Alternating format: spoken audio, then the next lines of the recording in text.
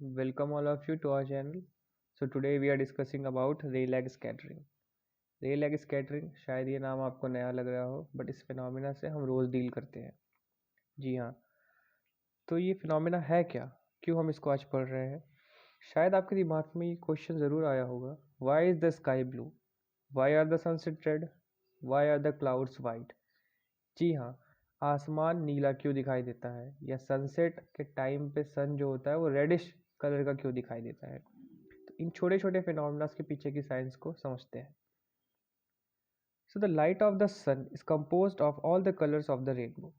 Rainbow में 7 colours होते हैं जिनको विबग्योर कहते हैं। वही 7 कलर्स जो होते हैं वो लाइट के कलर्स होते हैं, जो कि स्कैटर होने के बाद 7 कलर्स में टूट जाते हैं। तो लाइट जो आती है वो एक सिंगल कलर में आती है, बट स्कैटरिंग के बाद वो 7 कलर्स में टूट जाती है। तो स्कैटरिंग है क्या? So dispersion of light into 7 different colors is called scattering of light. तो ये स्कैटरिंग होती क्यों है? स्कैटरिंग होती है ड्यू टू एटमॉस्फियर। हमारे अर्थ पे जो एटमॉस्फियर है उसमें एयर मॉलिक्यूल्स हैं और वेरी टीनी डस्ट पार्टिकल्स भी हैं, जिनका साइज 1 माइक्रोन से भी बहुत छोटा होता है। तो इस 1 माइक्रोन से छोटे साइज वाले डस्ट पार्टिकल्स और एटमॉस्फियर में एयर जो प्रेजेंट है उससे सन की लाइट जब उसमें एंटर करती है तो वो बेंड होना स्टार्ट हो जाती है। सन की जो 7 कलर्स हैं वो 7 कलर से मिलकर जो लाइट आती है वो हर कलर का जो स्पीड होता है वो डिफरेंट होता है। इस वजह से जो लाइट ज़्यादा फास्ट होती है वो कम बेंड होती है, और जो लाइट स्लो होती है वो ज़्यादा बेंड हो जाती है।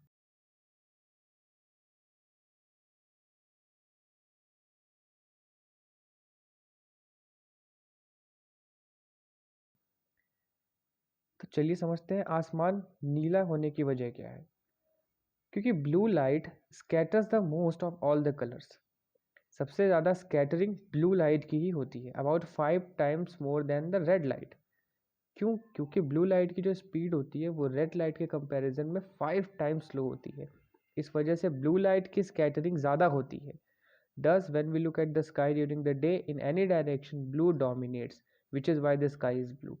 But actual में अगर हम स्काई को देखें तो वो ब्लू कलर का नहीं, वो ब्लैक कलर का होता है।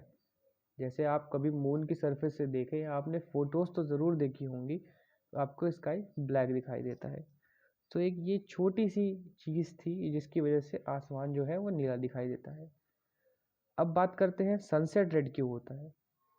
अगर ब्लू लाइट स्कैटर ज़्यादा हो रही है तो सनसेट रेड क्यों हो रहा है? इसके पीछे भी सेम रीज़न है, but at the time of sunset sun जो होता है वो हॉरिजन पे होता है, और हॉरिजन पे होने की वजह से सन से अर्थ की जो डिस्टेंस है वो इंक्रीज हो जाती है। अब हम सबको पता है रेड लाइट जो होती है वो ट्रेवल फास्ट करती है। अब क्योंकि सन जो है वो थोड़ा दूर हो जाता है अर्थ से, मतलब अर्थ से दूर का मतलब है हमारा जो पोजीशन होता है अर्थ पे, उससे मैं आपको दिखाता हूँ हल्का सा। तो समझिए ये हमारा अर्थ है और हम यहाँ पे हैं, सन हॉरिजॉन पे है यहाँ। तो ये जो डिस्टेंस है ये इंक्रीज हो जाती है कंपैरिजन अगर सन यहाँ रहे।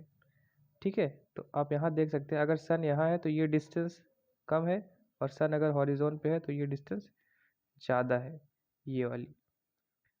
तो कुछ इसी फिनोमिना की वजह से, क्योंकि सन दूर हो जाता है, तो इस फिनोमिना की वजह से रेड लाइट जो होती है वो ज़्यादा ट्रेवल कर जाती है, क्योंकि उसकी स्पीड फास्ट होती है और हमारी आंखों तक रेड लाइट दिखाई देती है, और बाकी जितने कलर्स होते हैं 7 कलर्स में वो डिस्पर्स, मतलब स्कैटर हो जाते हैं, ऑलमोस्ट स्कैटर हो जाते हैं, इसलिए हमें दिखाई नहीं देते। और रेड लाइट जो होती है वो स्पीड फास्ट होने की वजह से वो उसकी स्कैटरिंग कम होती है और वो लंबी डिस्टेंस आराम से ट्रेवल कर लेती है, जो कि हमारी आंखों पर दिखाई देती है।